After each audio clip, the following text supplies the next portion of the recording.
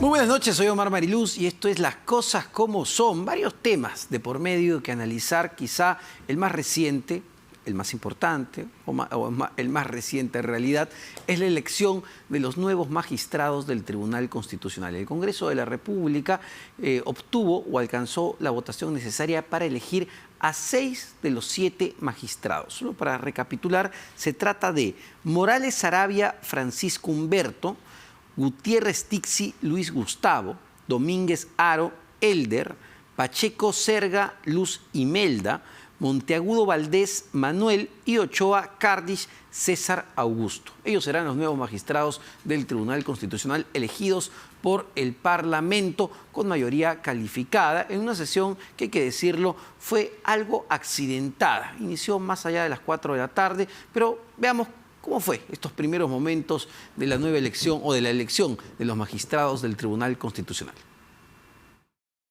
La elección de magistrados del Tribunal Constitucional se pasará inmediatamente, sin debate, a la votación.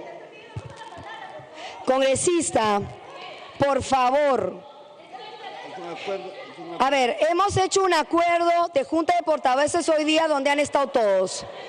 Por favor.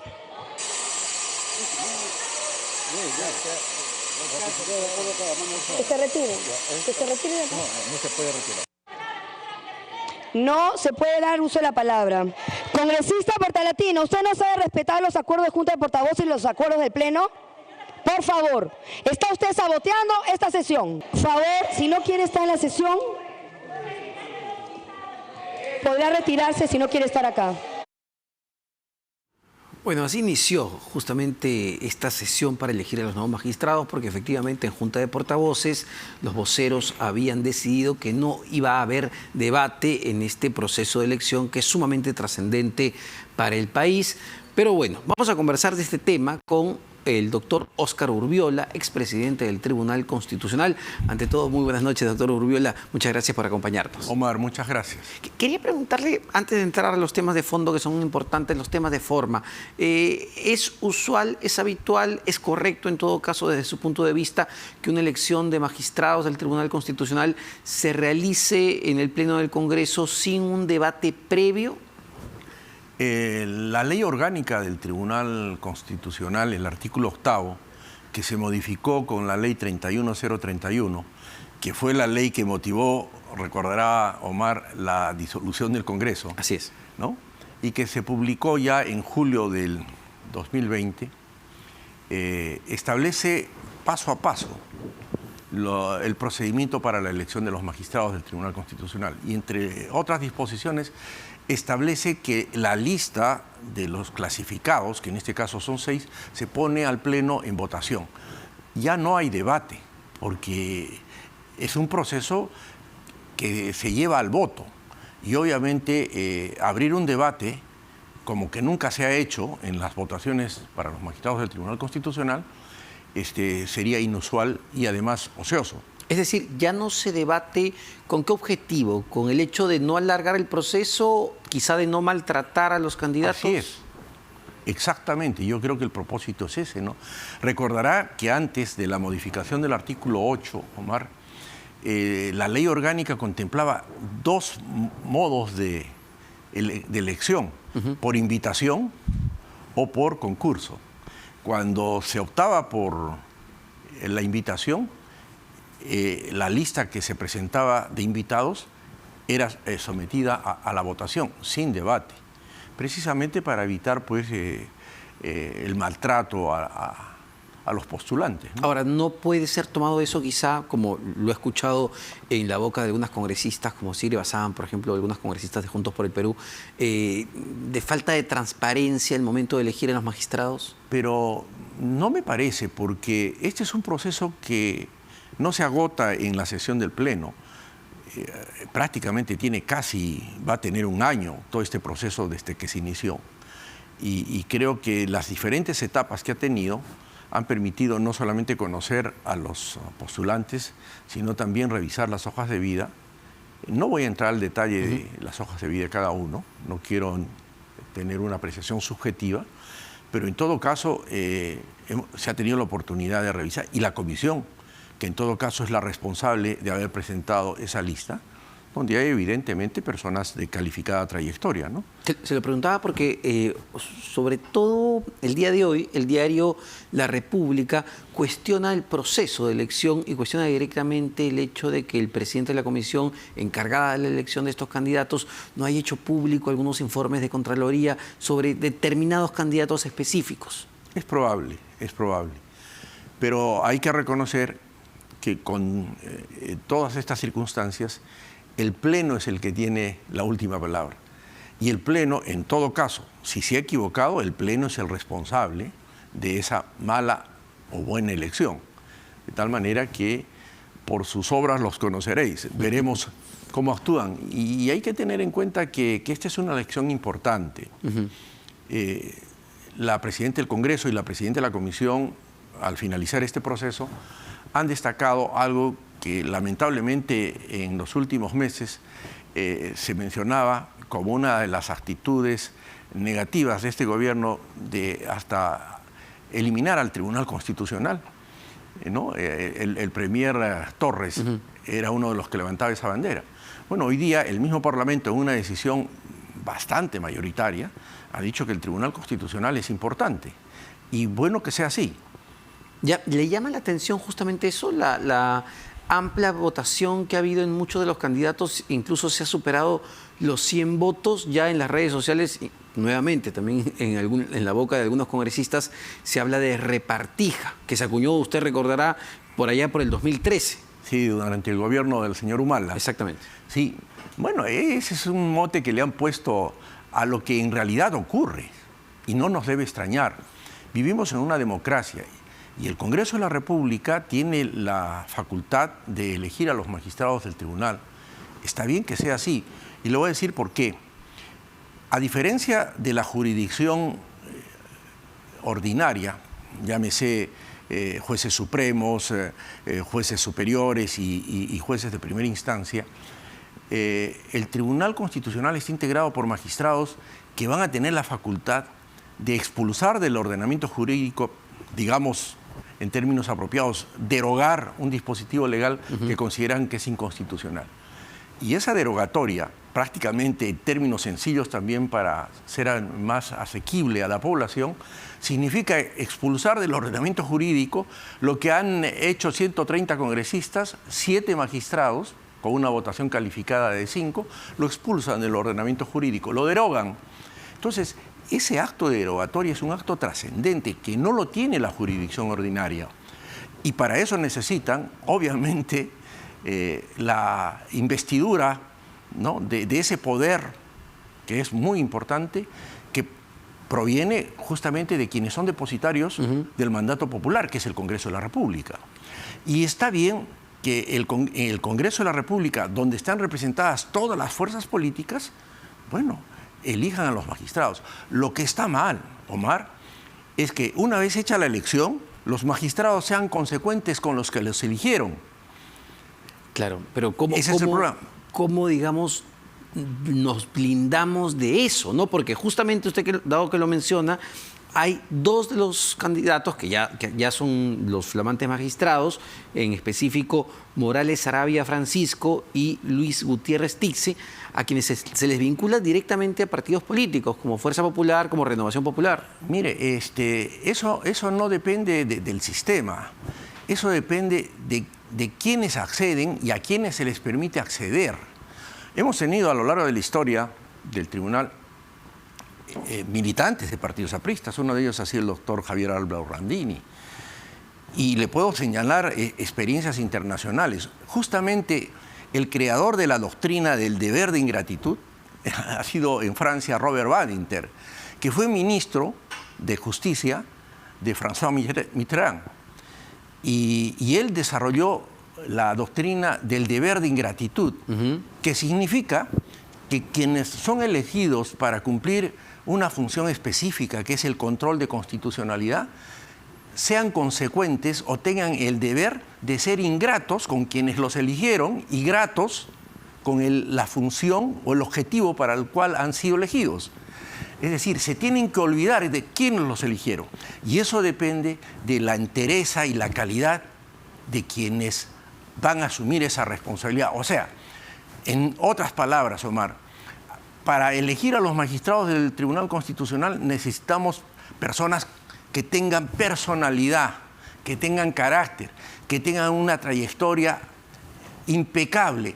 Y si saben derecho, mejor. ¿Usted cree que la tienen estas personas? Espero que la tengan.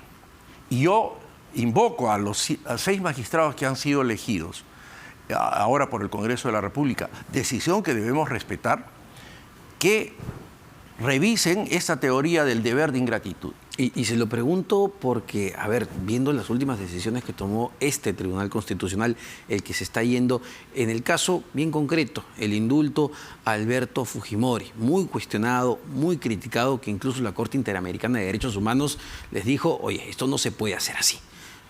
Vamos, parece más un gesto político que una decisión que respeta el derecho constitucional.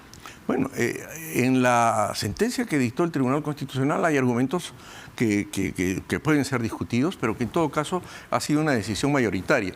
Y hay que reconocer también que todo tribunal, y no vamos a exceptuar al Tribunal Constitucional, ha tenido errores como también ha tenido aciertos. Es un tribunal que está conformado por personas humanas, pero esos errores se deben minimizar y debemos tratar en lo posible que lo que prevalezca sea el mandato constitucional y dentro del mandato constitucional que prevalezcan los derechos fundamentales, que es uno de los aspectos más importantes en la labor del Tribunal Constitucional. Pero la forma de elegir a los magistrados es la correcta, porque usted lo decía muy claramente hace un momento, ¿no? Al fin y al cabo, o en la práctica, termina siendo, no voy a usar la palabra repartija, pero termina siendo una repartición de cuotas. Yo voto por tu candidato, tú votas por el mío y llegamos a un consenso.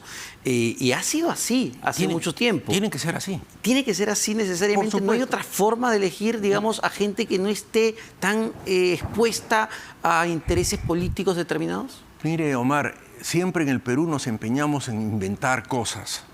Le voy a decir que en el mundo, y para no irnos muy lejos a realidades que estén bastante distantes de la nuestra, en España, que es lo más próximo que podríamos tener por ser herederos de esa cultura, incluso mucho del derecho y del orden constitucional hemos heredado de España.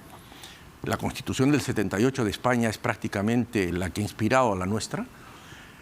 Se eligen a los magistrados del tribunal por cuotas de los 3 poderes del Estado, legislativo, judicial, ¿no? Y el ejecutivo. Y en Chile también. En Colombia hay un sistema mixto, donde las ternas presentadas por los 3 poderes del Estado van al Congreso y el Congreso los ratifica.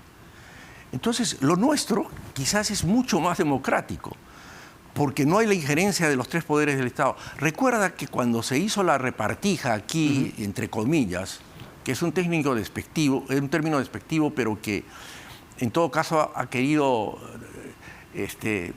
un poco desprestigiar este sistema de elección, se cuestionó porque 2 o 3 magistrados elegidos habían tenido vinculación directa con el Ejecutivo.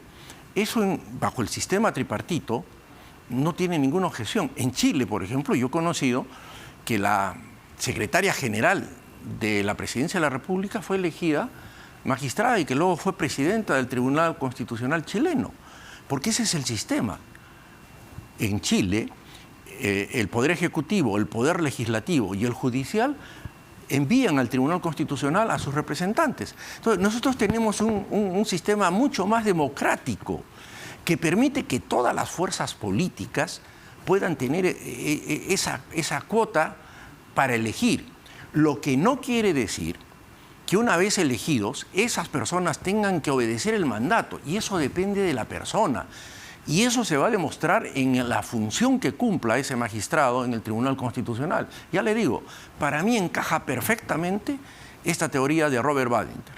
El deber de ingratitud, que es un término, ¿no?, en retórica que se conoce como el oxímoron, en el sentido de que está formado por 2 palabras contradictorias, pero que unidas expresan algo positivo. Ahora, ¿qué conocemos de los nuevos magistrados del Tribunal Constitucional?